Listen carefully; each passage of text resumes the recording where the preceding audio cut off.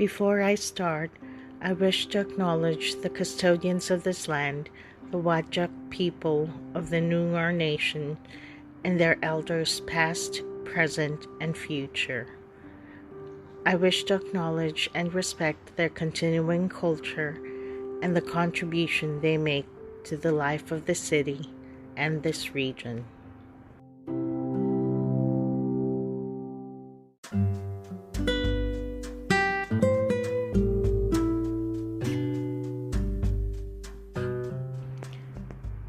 This brand new podcast, Moonlight Conversations, explores topics you and I want to talk about: life, love, hopes and dreams, and everything in between.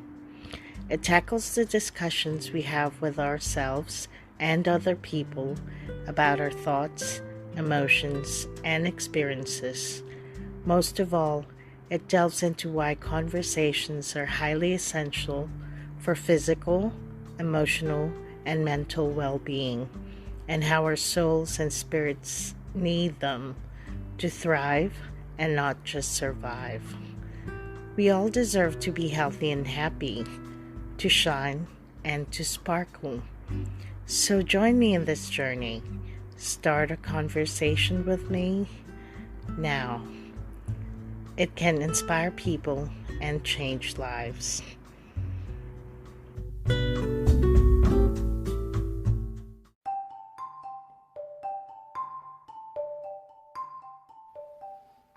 Tonight, I will be speaking with Jennifer Cyr, an author and owner of a family childcare.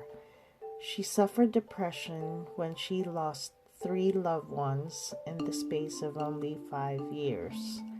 When she turned 40, she started therapy and began writing her blog, Life Begins on the Beach, as well as a children's book series, which focus on social and emotional development. Tonight, she talks about how she has found a love for herself after battling with depression. Through writing on her blog, as well as writing children's stories, she is able to make an impact on others' lives. We will discuss what depression can be like and how it affects lives, what signs of depression are, and how we can approach someone who is struggling, and how simple conversations can change lives. So without further ado, I give you Jennifer Cyr. Welcome, Jen. Welcome, Jen. Thank you. I'm excited to be here and chat. Tell us about yourself, first of all. What made you start Life Begins on the Beach blog and your children's stories as well? Well, it's a long story, but I'm a caretaker. That's just always been my personality. Yeah. I definitely tried to please everybody along the way. And in 2009, my sister-in-law passed away suddenly. Shortly after that, my husband's father passed away. And then a little bit after that, his mother had a stroke. Oh, no. Yeah. So Yeah. we had a lot going on. Yeah, we had a 5-year-old son at the time. And so while my husband was in his grief, as he should be, I kind of took care of everything to the point where I exhausted myself. Okay.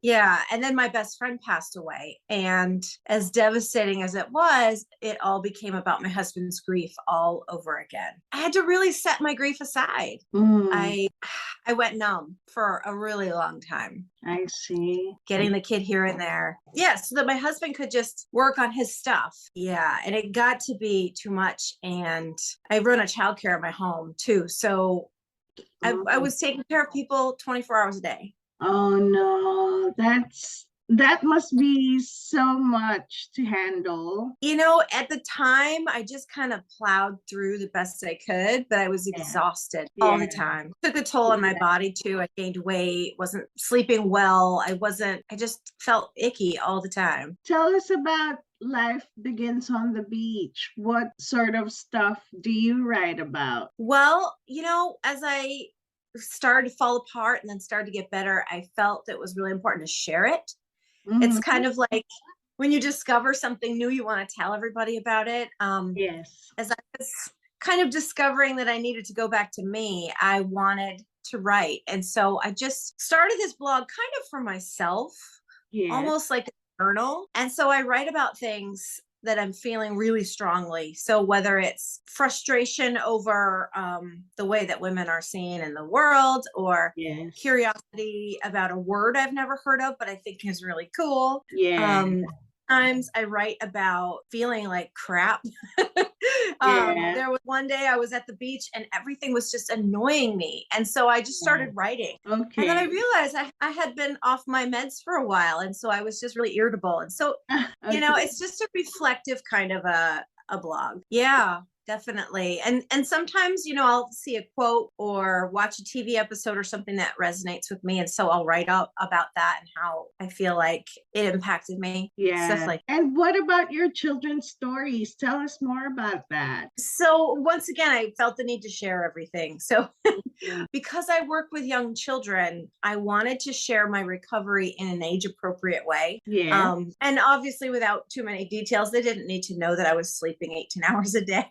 Yeah. um, but when I started to come out of this depression, I had made a new friend, someone that I didn't expect to learn from. I didn't expect this person to get me, so to speak, Mm. or to take the time to really get to know me. And so that this new friendship that I took a risk on was the basis for my first story. Oh, okay. Yeah, it was the first time I really felt seen and heard since my sister-in-law had passed. I Yes. had turned everything off. And this new friend, it was a surprise. It was kind of like, oh my gosh, this person doesn't rely on me for anything Mm-hmm. and still wants to talk to me. Yes.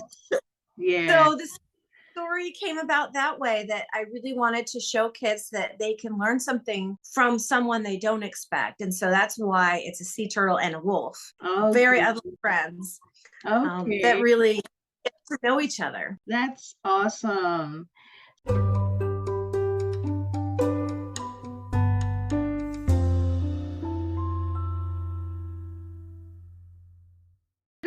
What else made you depressed? Isolation. Isolation. I work alone, 5 or 6 young children in my care, Yeah. and I really had shut out all my friends when my grief kind of, my husband, who both were struggling, my son was having behavior issues big Yeah. time. And that can be isolating too. The other parents weren't really wanting to connect. Yeah. So the isolation was rough, but I suspect I had been depressed off and on throughout my life, but it got to a point where it was interfering with regular day-to-day stuff. Like I literally could not get out of bed at times. Yeah. Um, Aside from the isolation, obviously the feeling of like being overwhelmed with everything, what else can you think of that may have like contributed to being depressed? there were a few things, several miscarriages in my adult life, and I had just had Oh. another one. It's really hard every time it has happened. Mm. But it's also made me who I am, and it's made me appreciate the child that I do have that much more. He's going off to college next year, and I keep telling, Oh. I'm going to call you all the time because you're my only kid. And he's a sweetheart about it, but it has Yeah. shaped the kind of parent I am.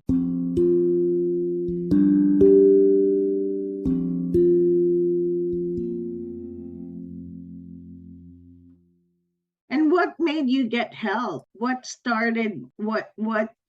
motivated you to like finally get help about this depression? Well, the new friend I made that I referred to, he would come in, do his work, and leave. But one day he stopped and he said, "Hey, are you okay?" I Yeah. was basically laying around on the couch, and I was like, "Yeah." And then I started to like think, and I'm like, "No." Yeah. I'm really not okay. And, he just took the time to listen and see me. And we just had conversations. And it made me realize that I was more than just this caretaker person. I was more than this, shell of a person taking up space, and that I had value. And that's when I realized I need help. I need to get out of this rut. I need to take care of myself, because I can't take care of other people like this. You had to do some like leadership and relationship and physical wellness work. Can you tell us more about them? Like, how did they help you? The relationship piece, I kind of had to sit my husband down and be like, you've had 8 years of grief. What are you going to do about it? I can't do this anymore. I can't maintain the way that I am. And that was really hard, because it's not his fault that he's grieving. It was something that he really didn't have control over. But at the same time, he wasn't seeking counseling or anything like that. He still hasn't. But I had kind of had enough, so to speak. And at the time, it felt really selfish, but he also kind of needed that kick in the pants, because he was just surviving, and he wasn't healthy either. And so that kind of, opened the door for me to start exercising a little more. I had all kinds of stomach issues, and I didn't realize it was chronic stress. I had all kinds of issues, and then I had joint pain, which turned out to be from depression, which I didn't know. It's one of those things you just don't realize. I didn't think joint problems. I didn't think so either. But my doctor, when I finally went in and got some support, he said, gosh, I think you have rheumatoid arthritis. Maybe you have this, maybe you have that. And sent me to all kinds of specialists. And they're like, there's nothing wrong with you except for depression. And I'm like, really? I found out that it really was directly related. I see. Kind of makes sense to me now, but at the time, I just didn't wrap my head around it. So, I started eating a little better, exercising a little more. And that helped. And so, like, one of my priorities now is once a week, I get out into nature, whether it's hiking or kayaking or just sitting outside reading a book, because that helps my whole entire body. And the leadership piece. So being a childcare provider that works at home alone, I am part of a network of other childcare providers in my county. And we get together now and then. And I had really stayed out of the group because I was so overwhelmed. But when I started to get better, I had to share this. And so I called the leader of the group and I said, I've got to do this. I was like, I have to talk to the group about my struggle with depression and tell them, that what to look for. So I did. I was nervous. Oh my gosh. I was so nervous, but I prepared everything I wanted to prepare. And I stood up in front of this group of women who, very diverse group. And it was the most empowering, amazing feeling to be working with these women and say, okay, what are the signs of depression that here's some others that maybe you don't know, and let's brainstorm some strategies. And the most amazing thing was that out of the 10 women who were there in attendance, other than myself, 10 of them had felt these signs of depression at one time or another and didn't know that's what it was. Okay.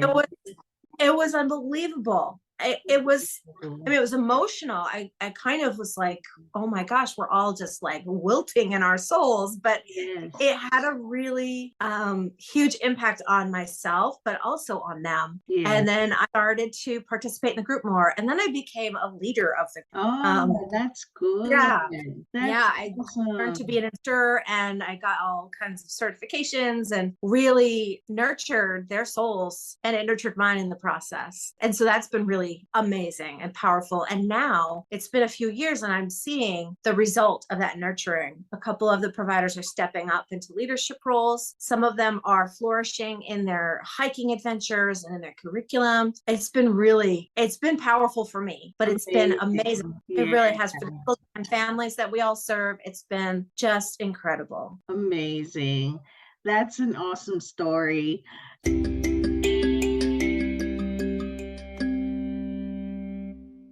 So how would you talk to someone or reach out to someone who you think is suffering from depression? Well, I'm I remind myself on a regular basis that everyone's journey is unique. Yes. And so I have to meet people where they are. And if they're not open to hearing anything, then nothing I do is going to help. It's kind of like any addiction or illness, is that if you don't know you need help, nothing's going to change quite yet. And you have to be ready. I wasn't ready for a long time until I was. And you can't just prescribe being ready. It's just a state. But typically when I see someone struggling, I just err on the side of kindness. You know, I just give them an extra little compliment or check in on them a little bit more frequently. Hey, have you ever thought about maybe talk therapy or, you know, going to a support group or anything like that?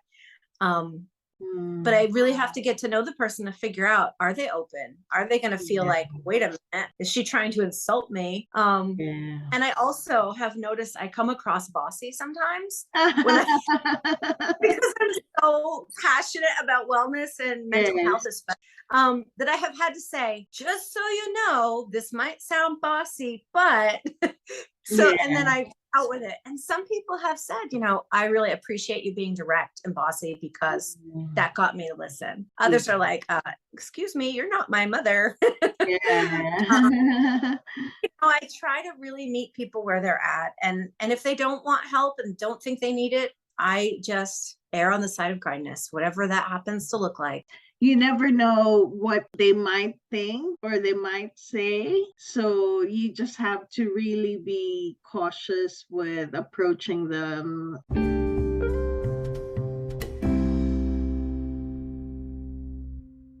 How did your therapy help you out, and how did it change your life? So for me, when I realized I needed help, first I sought medication because I knew that I was so deep and that really helped. But, you know, for me, it was always, you know, I was thinking of a therapist, you know, someone to talk to. Yeah. And I found someone who was she just happened to be available when I needed her. And so I just kind of first one, she welcomed me into her office. We can sit here in silence or you can talk, whatever you want to do. And I was like, gosh, you're not going to ask me anything? Yeah. And then before I knew it, the floodgates opened. I had so much to say that I had been holding. After therapy sessions, I would literally go home and sleep for 4 hours because I was just exhausted. And, you know, the thing for me was that this person was there just to take care of me.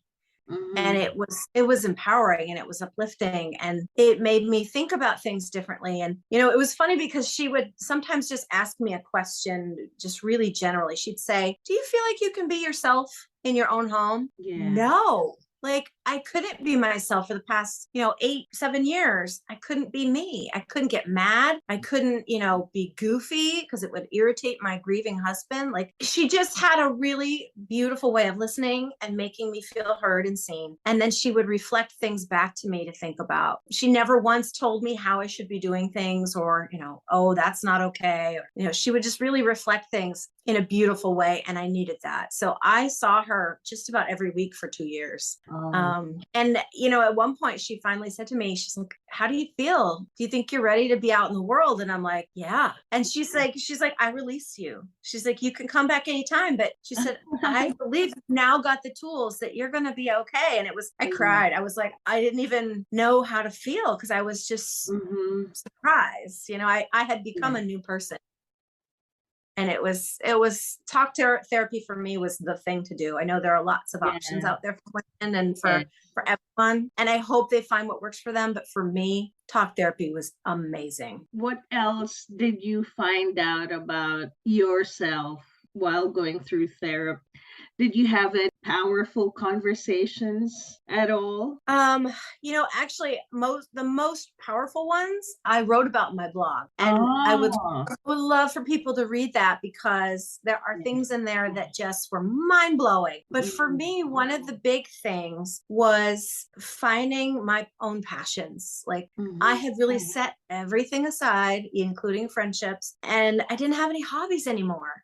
Yeah. So I kind of had to rediscover what makes me happy, what lights me up, what gets me excited. And that's been really fun. And it has been writing. And I never imagined myself a writer, ever.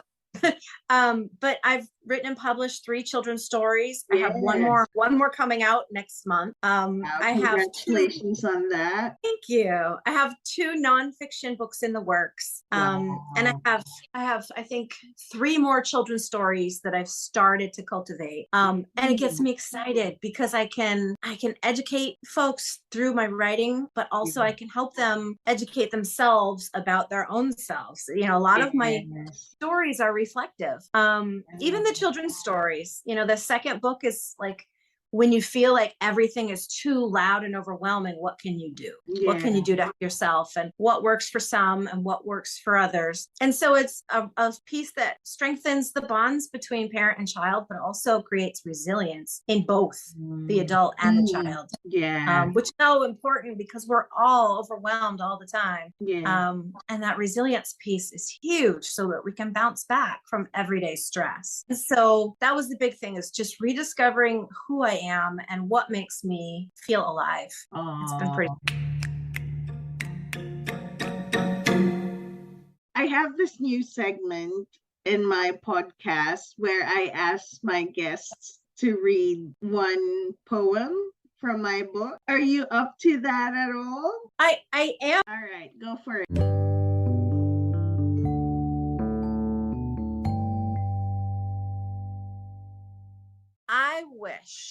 I hope and pray that I'll always feel good, that my family's always safe and healthy and happy. I wish there were less mean people in the world who would like to make other people's lives difficult and miserable. I wish there was enough love to go around the world, and peace and happiness.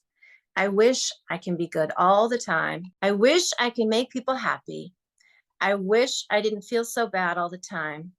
I wish I had a big eraser that could erase all my mistakes and make them all turn into good things. That would make everything better. I wish I wouldn't be such a drama queen all the time.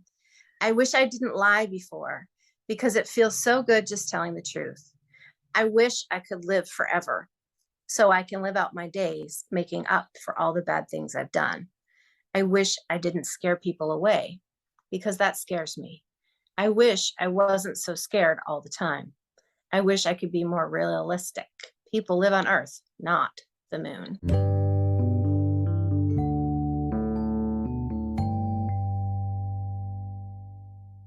Thank you so much for that. And I do appreciate your time tonight. And finally, Jen, I just want to ask you, how can people get in touch with you? In case they do want to reach out. Yeah, my name, you type it into Google and I'll pop up everywhere. I'm on Facebook as Jen Cyr. That's my personal name. Jennifer Cyr is my professional account. Also Jennifer Cyr2@gmail.com. Just send me an email. And my website, you can contact me through there, lifebeginsonthebeach.blog or jennifercyrfamilychildcare.com. Okay, perfect. Thank you so much again for your time, Jen. And my pleasure. I hope you enjoyed the rest of your day. Thanks, you as well. Thank you. And we should be chatting again soon.